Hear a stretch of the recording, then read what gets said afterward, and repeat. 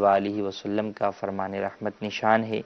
کہ اے لوگو، بے شک بروز قیامت اس کی دہشتوں یعنی قیامت کی گھبراہٹوں اور حساب و کتاب سے جلد نجات پانے والا وہ شخص ہوگا جس نے تم میں سے مجھ پر دنیا میں بکثرت درود پاک پڑھے ہوں گے۔ صلو علی الحبیب صلی اللہ تعالی علی محمد صلی اللہ علیہ وآلہ وسلم۔ ہمارا موضوع تجارت اور اسلام جاری تھا،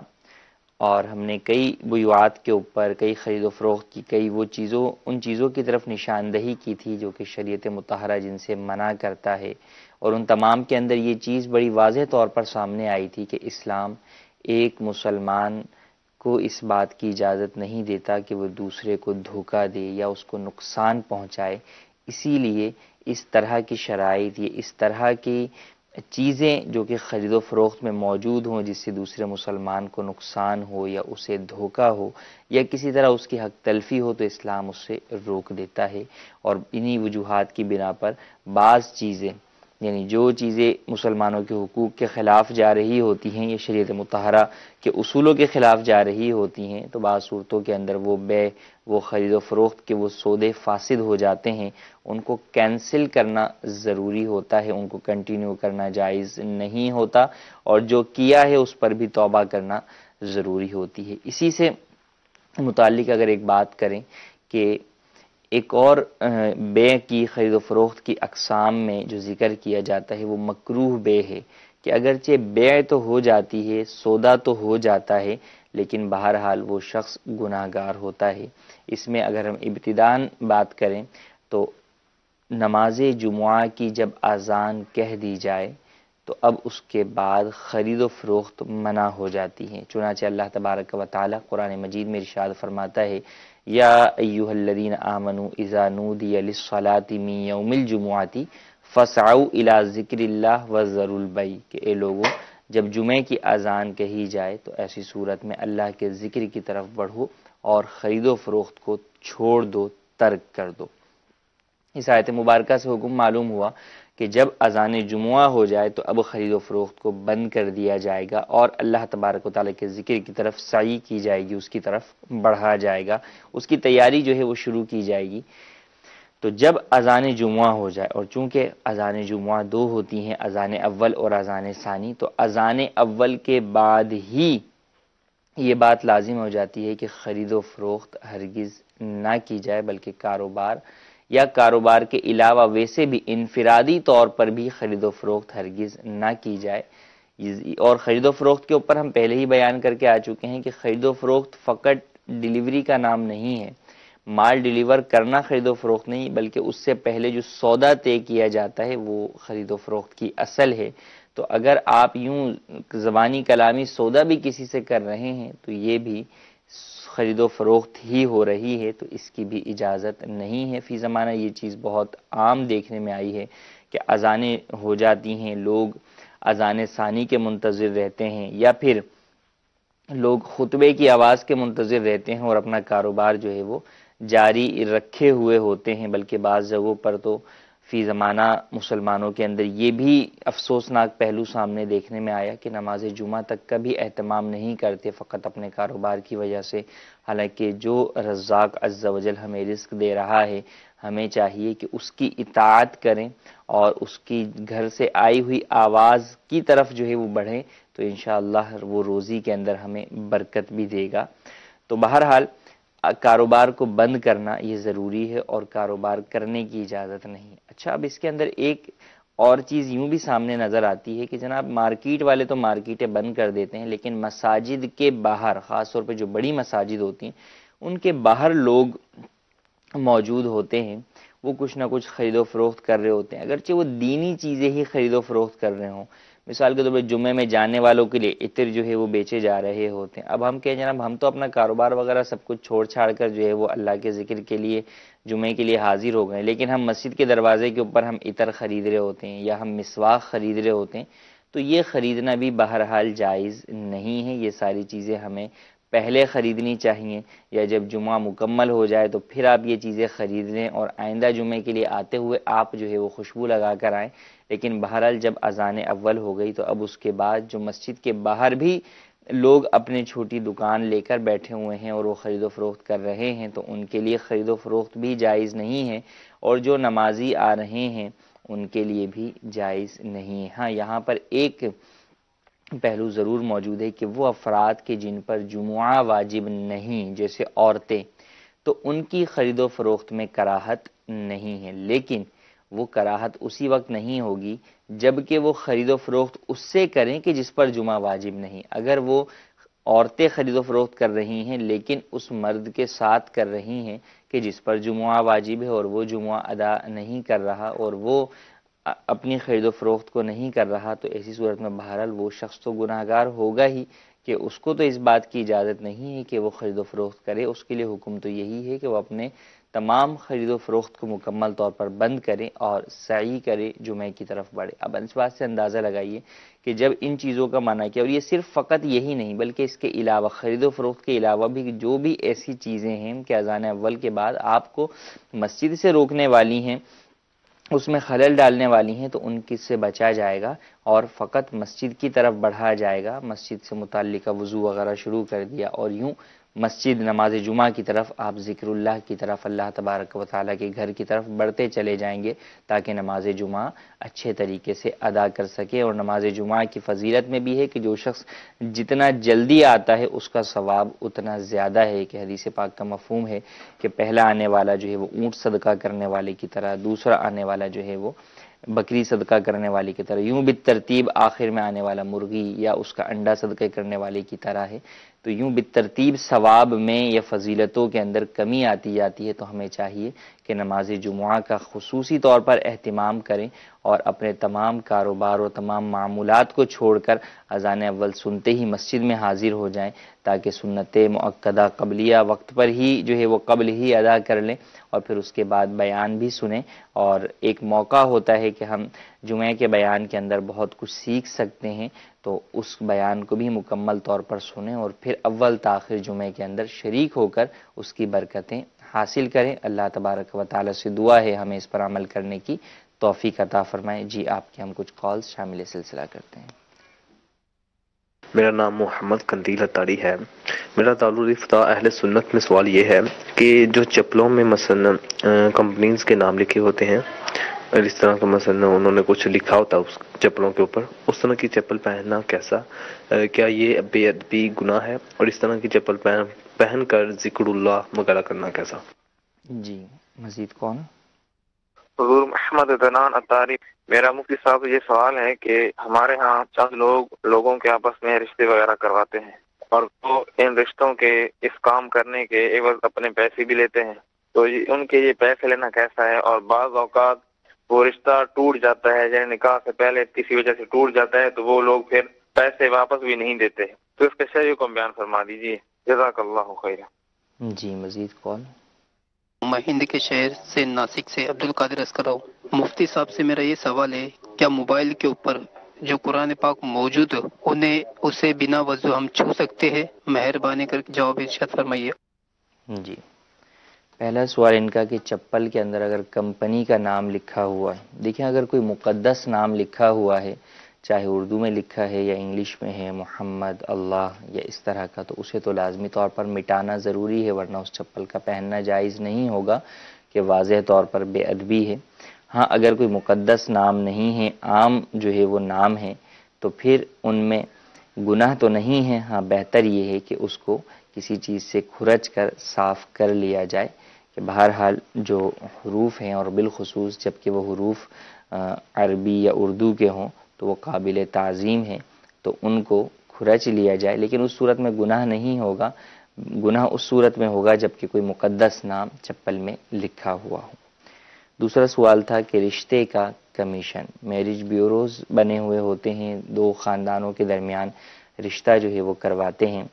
اگر تو واقعی اپنے کام میں دیانتداری سے کام لیتے ہوئے جو چیز حقیقت ہے وہ حقیقت ہی ظاہر کر کے رشتہ کرواتے ہیں، جھوٹ اور دھوکہ دہی کو بیچ میں نہیں لے کر آتے، تو ایسی صورت کے اندر یہ کروانا اور اس کے اوپر اجرت لینا یہ تو جائز ہے، کمیشن لینا جائز ہے۔ اب انہوں نے اپنے طور پر جو بات سچ تھی وہی بیان دونوں کو کر کے رشتہ کروا دیا، ملوا دیا۔ اب اس کے بعد میں آگے کسی مقام پر جا کر دونوں خاندانوں کے درمیان کسی چپکلش کی وجہ سے یا اور کسی بنیاد پر رشتہ ٹوٹ گیا، تو اب یہ رشتے میں دی گئی کمیشن کا اس سے مطالبہ کرنا یہ درست نہیں ہے، کیونکہ اس کا کام آپ کو ملوانا تھا، وہ اس نے ملوا دیا۔ عموماً زیادہ سے زیادہ منگنی تک کے معاملات کا شاید ہوتا ہوگا، تو جہاں تک ایک عرف ہے کہ جناب یہ کام جو ہے وہ کر کے اب رشتے والے کا معاملہ ختم، اب یہ دونوں خاندان آگے اس معاملے کو خود ہی لے کر چلیں گے، تو جہاں تک اس کا کام ختم تو وہاں تک بہرحال وہ اجرت کا اپنا حقدار ہو گیا۔ اب حقدار ہو گیا وہ، تو لہٰذا اب اس سے واپسی کا مطالبہ نہیں کیا جا سکتا۔ ہاں اگر اس نے ہی جھوٹ اور دھوکہ دہی سے کام لیا تھا اور اس بنیاد پر رشتہ کروایا تھا، اور وہ جب اصل معاملہ کھلا تو اس بنیاد کے اوپر کہ جناب یہ حقیقت تو یہ نہیں تھی جو رشتے والے نے بیان کی تھی، میرج بیورو والے نے بیان کی تھی، تو پھر بہرحال ایسی صورت کے اندر اولاً تو اس کا اس طرح رشتہ کروانا ہی گناہ تھا، اور پھر اس کے لیے یہ اجرت بھی جائز نہیں ہوگی، اسے واپس بھی کرنی ہوگی، توبہ بھی کرنی ہوگی، اور فریقین سے معافی بھی مانگنی ہوگی۔ تیسرا سوال ہمارا کہ قرآن کریم کو ٹچ اسکرین موبائل یا ٹیبلٹ کے اوپر چھونے کے حوالے سے کیا حکم ہے؟ دیکھیں اس میں علماء کا اختلاف ہے، بہتر اور احتیاط یہی ہے کہ باوضو ہی اسکرین کو چھوا جائے، بغیر وضو اسکرین کو نہ چھوا جائے، بالخصوص اسکرین کا وہ حصہ جہاں پر قرآن پاک کے حروف ظاہر ہو رہے ہیں، تو اس حصے کو چھونے کی بغیر وضو جو ہے وہ ممانعت ہی ہے، منع ہی ہے، باوضو ہی چھوا جائے۔ جی مزید کال۔ میں ہند کے شہر اٹاوا سے محمد قاسم اتاری۔ میرا ایک سوال ہے، کیا بیٹی کا بھی باپ کی جائیداد میں حصہ ہوتا ہے، اور اگر ہوتا ہے تو اس کی تقسیم کاری شرعی کیا ہے؟ جزاک اللہ خیرہ۔ جی میرا باپ شراب پیتا ہے، کیا ہم اس کو منع کر سکتے ہیں؟ جی مزید کال۔ میرا نام محمد کامران عطاری ہے، میں یونان کے شہر تھیوا سے عرض کر رہا ہوں، کیا فرماتے ہیں علماء دین اس بارے میں کہ انسانی اور حیوانی فضلات کا فروخت کرنا کیسا ہے؟ جی پہلا سوال، بیٹی کا جائیداد میں حصہ۔ دیکھیں اللہ تبارک و تعالیٰ قرآن مجید میں ارشاد فرماتا ہے للذکر مثل حظ الانثیین، کہ مرد کے لیے عورت کا دگنا ہے۔ تو اب اس آیت مبارکہ سے معلوم ہوا کہ بیٹی کا حصہ ہے، اور بیٹی کو حصہ نہ دینا یا عورتوں کو حصہ نہ دینا یہ کفار کا طریقہ تھا۔ اسلام نے جہاں عورتوں کو دیگر حقوق دیے وہاں پر انہیں حق وراثت بھی دیا۔ عورت جب بیٹی ہے تو بھی اس کا وراثت میں حصہ ہے، عورت ماں ہے تو بھی اس کا وراثت میں حصہ ہے، عورت اگر بیوی ہے تو بھی اس کا وراثت کے اندر حصہ ہے، عورت اگر بہن ہے تو پھر جہاں پر بھائی کا حصہ بنتا ہے تو وہاں پر بہن کا بھی حصہ بنتا ہے۔ تو بالکل بیٹیوں کا حصہ ہے، اور بیٹیوں کا حصہ نہ دینا یہ مسلمانوں میں بھی بڑا عام پایا جاتا ہے کہ لوگ رواج کی وجہ سے، برادریوں کی وجہ سے، یا اپنے خاندان کے اعتبار سے کہ جناب ہمارے ہاں جو بیٹیوں کو حصہ نہیں دیا جاتا، تو پہلی بات تو یہ کہ وراثت کا حصہ کوئی ہمارا رسم و رواج نہیں ہے، وراثت کا حصہ قانونی اللہ تبارک و تعالیٰ کا فیصلہ ہے، قرآنی فیصلہ ہے، تو اس کے اوپر تو عمل کرنا بہر صورت ضروری ہے۔ تو وراثت وہ چیز ہے کہ یہ دینے سے نہیں، یہ خود بخود ہی ملک میں آ جاتی ہے۔ جب کسی شخص کا انتقال ہوگا تو اس کا جتنا مال ہے وہ آٹومیٹکلی جو ہے وہ اس کے ورثاء کی ملکیت میں آ جاتا ہے، تو وہ مالک تو سب ہو گئے۔ اب بات آ جاتی ہے فقط تقسیم کی، بٹوارہ کرنے کی، لیکن ملکیت تو بہرحال ان تمام افراد کی ہی ہے۔ تو بیٹیوں کو بٹوارہ کر کے نہ دینا یہ ہرگز جائز نہیں ہے، ان کا بھی حصہ ہے، اور بالکل ان کا حصہ انہیں ادا کیا جائے گا۔ بلکہ بعض لوگ ان سے زبردستی معاف کروا لیتے ہیں، حالانکہ زبردستی معاف کروانے کی بھی کوئی حیثیت نہیں ہے، ایسے افراد گناہگار بھی ہوں گے اور معاف بھی نہیں ہوگا۔ تو بہرحال بیٹیوں کو دینا ہی ہوگا، حتیٰ کہ وراثت کا حق وہ حق ہے کہ بیٹیاں اگر خود بھی معاف کر دیں کہ ہم نے اپنا حصہ معاف کیا، تو ایسی صورت میں بھی وہ معاف نہیں ہوتا، بلکہ اگر واقعی بخوشی کوئی لڑکی نہ لینا چاہے تو پھر وہ اپنا حصہ کسی دوسرے کو ہبہ کر دے، گفٹ کر دے، یا وہ اپنے ہاتھ میں لے لے اور پھر اس کے بعد کسی کو دے دے۔ دونوں صورتیں ہو سکتی ہیں، بغیر ہاتھ میں لیے بھی وہ آگے کسی اور کو جو ہے وہ ہبہ کر سکتی ہے، البتہ اس کے اندر پھر صورتیں ہوں گی کہ ہاتھ میں لیے بغیر، قبضہ کیے بغیر اگر آگے ہبہ کرتی ہے تو وہ ہبہ مشاع ہے، غیر مشاع ہے، تو اس میں بہرحال پھر تقسیم جو ہے وہ بنے گی۔ لیکن بہرحال خود یوں کہہ دینا کہ میں نے معاف کیا یا میں اپنا حصہ نہیں لینا چاہتی، اس سے اس کا حق وراثت ختم نہیں ہوگا، بلکہ کبھی یہ جملہ کہہ بھی دیا اور بعد میں اس نے مطالبہ کر دیا کہ بھئی میرے کو میرا حصہ دیں، تو اب لوگ یہ کیا سمجھتے ہیں کہ بھئی پہلے تو تم نے معاف کر دیا تھا، اب تمہارا ایک حصہ ختم ہو گیا، لہٰذا اب تمہیں نہیں ملے گا۔ تو ایسا ہرگز نہیں ہے، بلکہ اب بھی بہرحال وہ حقدار ہی ہے، معاف کرنے کا اس کو اختیار نہیں ہے۔ ہاں ایک ہی صورت ہے کہ یہ اپنی ملک سے نکال کر کسی اور کو وہ چیز گفٹ کر دے، تو پھر بہرحال ہبہ کی تمام شرائط کو سامنے رکھتے ہوئے اگر سامنے والے کا قبضہ ہو جائے گا تو پھر اس کی ملکیت سے خارج ہو جائے گا۔ تو بھائیوں کو، والدین کو سب سے پہلے یہ ضروری ہے کہ اپنی اولاد میں اس بات کی وصیت اور نصیحت کریں کہ بیٹیوں کو ان کا حصہ لازمی طور پر دیں،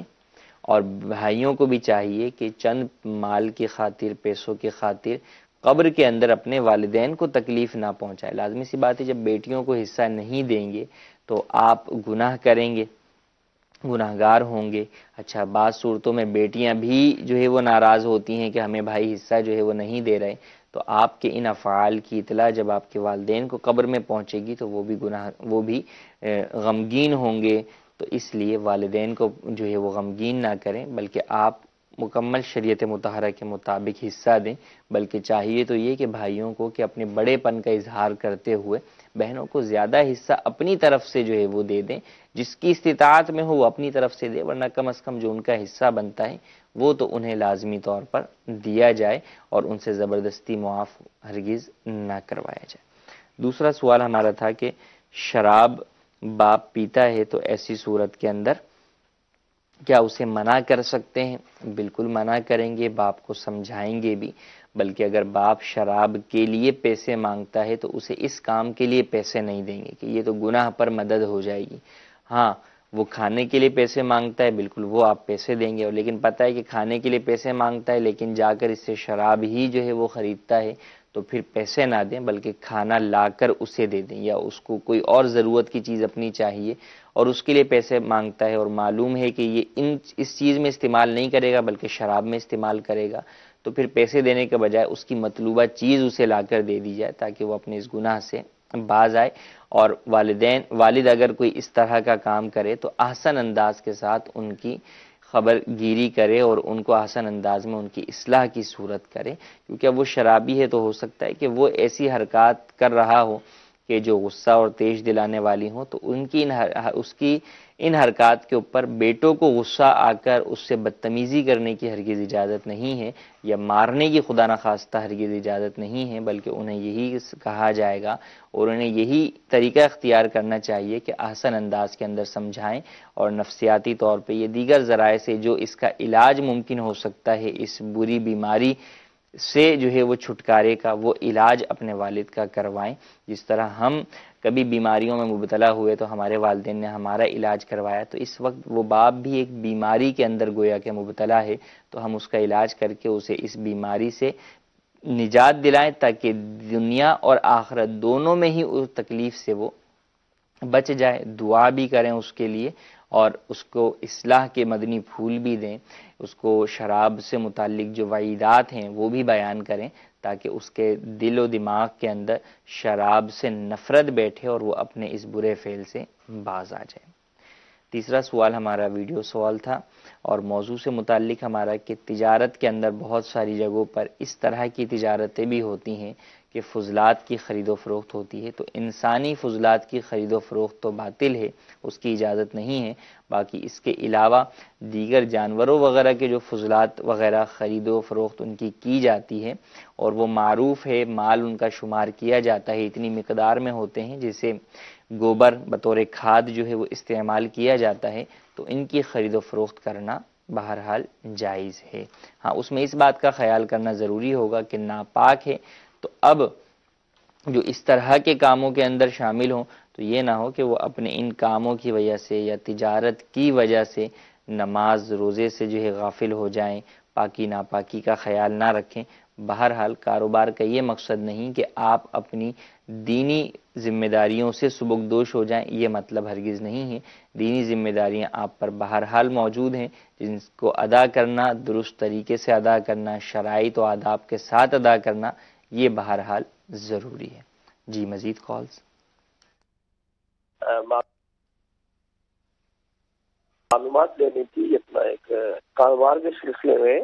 میں ابھی یہ پروگرام دیکھ رہا ہوں تجارت اور اسلام،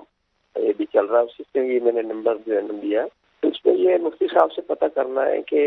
ایک جو ہے نا بے ہے، یعنی ایک کاروبار کی خرید و فروخت کا سلسلہ ہے، مکان ہے، تو وہ ایک جو ہے نا صاحب جو ہے نا وہ اپنا مکان